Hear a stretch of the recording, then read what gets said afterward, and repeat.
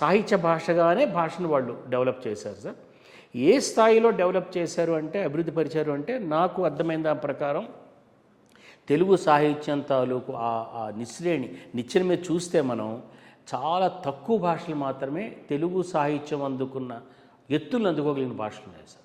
ఉదాహరణకి కృష్ణదేవరాయలు పద్యాలు రాస్తే అదే సమయంలో ఆయన కొద్దిగా ఆయనకన్నా వయసులో చిన్న సమకాలికుడు ఎవరంటే షేక్స్పియర్ తాలూకు నేను మాట్లాడిన శిల్పం, పద్య శిల్పానికి వచ్చిన కృష్ణదేవరాయల తాలూకు శిల్పం అసామాన్యమైన శిల్పం అన్నమాట. ఎలా చూసినా తెలుగు కవులు ఈ 1000 ఏళ్ల నన్నయ్య నుంచి మొదలుకొని 19వ శతాబ్దం చివరి దాకా తెలుగు కవులు పద్యకారులు కానీ వాగ్గేయకారులు కానీ అత్యున్నత సాహిత్య భాషగా దాన్ని డెవలప్ చేశారు. కానీ ఎప్పుడైతే ఆధునిక యుగం మొదలైందో ఈ పద్యం కోసం నిర్మించుకున్న భాష మాస్ ఎడ్యుకేషన్కి, ముఖ్యంగా ఆధునిక విజ్ఞానాన్ని వ్యాప్తి చేయడానికి ఈ భాష సరిపోదు. దీని పర్పస్ అది కాదు. దీని ప్రయోజనం ఏంటంటే ఒక అత్యున్నతమైన మానసిక సౌందర్యాన్ని తీసుకువెళ్ళడం, ఒక అభిరుచి కలిగించడం, లేదా మోక్షం, ఏవేవో రసానుభవం మన వాళ్ళు చెప్పింది. అది ఈ ప్రజాజీవనాన్ని ఆధునీకరించడానికి అది సరిపోదు. అందుకని ఏం చేశారంటే 19వ శతాబ్దం మధ్య నుంచి మొదలయ్యి 20వ శతాబ్దం తొలి కాలంలో చాలా పెద్ద యుద్ధాలు చేశారు. గిడుగు రామ్మూర్తి గారు మహానుభావుడు, గురజాడ అప్పారావు గారు, వీళ్ళు ఏం చేశారంటే తెలుగుని ఆధునిక భాషగా మార్చడం ఎలా అంటే ఒక వచనం కావాలి, ఆ వచనం కూడా ప్రజలకు అర్థమయ్యే వచనం కావాలి, ప్రజలు మాట్లాడుకునే వచనం కావాలి. సో దానిలో వీరేశలింగం గారు, గురజాడ, గిడుగు వీళ్ళంతా చాలా వర్క్ చేశారు. చేసినందువల్లనే ఆ కృషి వల్లనే ఈరోజు మనం పత్రికల్లో వ్యావహారిక భాషగా వచ్చింది. ఇంత అక్షరాస్యత సాధ్యమైంది, ఇంత చదువుకోగలుగుతున్నారు, ఇన్ని పత్రికలు వచ్చాయి, మాట్లాడగలుగుతున్నారు.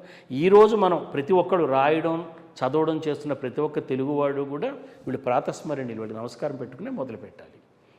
ఇది ఎప్పటిదాకా నడిచిందంటే సార్ ఇప్పుడు దాకా నడుస్తోంది. కానీ ఇప్పుడు ప్రపంచంలో నిలబడ్డానికి ఇది సరిపోదు.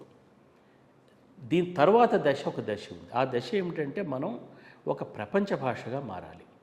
ప్రపంచ భాషగా మారాలి అనే దానిలో ఈ పరుగు పందెంలో ఎవరున్నారు ముందు అంటే ఇంగ్లీష్ ఉంది సార్. ఈ ఇంగ్లీష్ ఇప్పుడు మనం మాట్లాడుతున్న ఇంగ్లీషు మామూలుగా అందరికీ తెలిసినట్టు క్లాసికల్ ఇంగ్లీష్ కాదు, ఆ లిటరరీ ఇంగ్లీష్ కాదు. ఇది లైవ్లీహుడ్ ఇంగ్లీషు, బిజినెస్ ఇంగ్లీషు అలా మారింది. ఇప్పుడు గ్లోబల్ లాంగ్వేజ్ అంటారు. ఇది ఒక ఆయన డేవిడ్ క్రిస్టల్ అనే ఆయన ఈరోజు ఇంగ్లీష్ పండితుల్లో చాలా పొడగారు సార్. ఆయన 2 పుస్తకాలు రాశాడు. ఒకటి లాంగ్వేజ్ డెత్ అనే పుస్తకం రాశాడు, English as a global language అని పుస్తకం రాశాడు. అందులో ఆయన ఏం చేశాడంటే ఇంటర్నేషనల్ లాంగ్వేజ్, గ్లోబల్ లాంగ్వేజ్ 2 పదాలు తీసుకొచ్చాడు. రెండింటికి మధ్య సున్నితమైన తేడా ఉందన్నాడు. ఇంటర్నేషనల్ లాంగ్వేజ్ అంటే ఒక భాష మాట్లాడేవాళ్ళు 100 దేశాల్లో ఉన్నారు అనుకోండి సార్, అది international language. Telugu international language, 150 దేశాల్లో తెలుగు వాళ్ళు ఉన్నారు. కానీ గ్లోబల్ లాంగ్వేజ్ అంటే ఈ వివిధ దేశాల్లో ఉన్నవాళ్ళు వాళ్ళ తాలూకు సమాచారాన్ని, సాంకేతికతని పంచుకోవడానికి దీన్ని కూడా ఒక భాషగా అంగీకరిస్తున్నారా? ఇంగ్లీష్ అంగీకరిస్తున్నారు, చైనీస్ని అంగీకరిస్తున్నారు, జపనీస్ని అంగీకరిస్తున్నారు, తెలుగుని అంగీకరించే పరిస్థితి లేదు.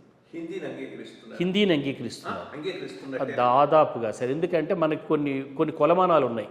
ఉదాహరణ మనం మొబైల్ కొన్నామనుకోండి సార్, మొబైల్లో డిఫాల్ట్ లాంగ్వేజ్ ఉంటాయి.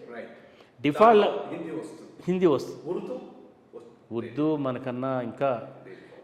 ఇప్పుడు మనం అయితే మేము ఒక 20 ఏళ్ల కింద పివి నరసింహారావు గారు ఆయన లోపలి మనిషి పుస్తకం వచ్చినప్పుడు ఇక్కడ ఒక రచయితలతో మీటింగ్ పెట్టినప్పుడు ఒక రచయిత ఆయన అడిగాడు, అయ్యా మీరు ప్రపంచమంతా చూశారు, మహాపండితులు, తెలుగు అంతరించిపోతుందంటారు నిజమేనా అని అడిగాడు.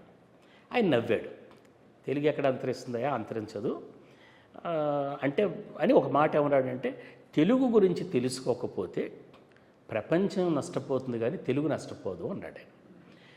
నేను అక్కడ నాకు ఏమర్థమైందంటే ఈ ముంబై కాన్ఫరెన్స్లో తెలుగు కాదు సరి కదా, ఈ ప్రధాన భారతీయ భాషలు అంతరించిపోవు, ఇంకా వికసిస్తాయి. కానీ ఎలా వికసిస్తున్నావు అనేది ఇంపార్టెంట్ సార్. 2 ఏళ్ల కింద బుక్ బ్రహ్మ ఫెస్టివల్ అని బెంగళూరులో ఇప్పుడు చేస్తున్నారు. వాళ్ళు కూడా ఒకసారి పిలిచి నన్ను మాట్లాడమని అడిగారు తెలుగు పరిస్థితి ఏమిటని. అక్కడ ఇదే సమస్య ఎదురైంది. మనం అక్కడ మలయాళం, కన్నడ భాషావేత్తలు వచ్చి వాళ్ళు కూడా ఇదే ఆవేదన వ్యక్తం చేశారు. మనం భాష నిలబడుతోంది సార్, కానీ ఏ పర్పసెస్ కోసం నిలబడుతోంది అంటే మొట్టమొదటిది ఏంటంటే రాజకీయాల వల్ల భాష బతుకుతోంది. రాజకీయ నాయకులు, రాజకీయ వ్యవహారం అంతా కూడా తెలుగు. రెండోది అంటే సినిమాలు, మూడోది అంటే పత్రికలు, నాలుగోది ఏంటంటే చాలా అబ్యూస్, ట్రోలింగ్, తిట్టుకోవడం, గాసిపింగ్ కరెక్ట్గా చెప్పాలండి.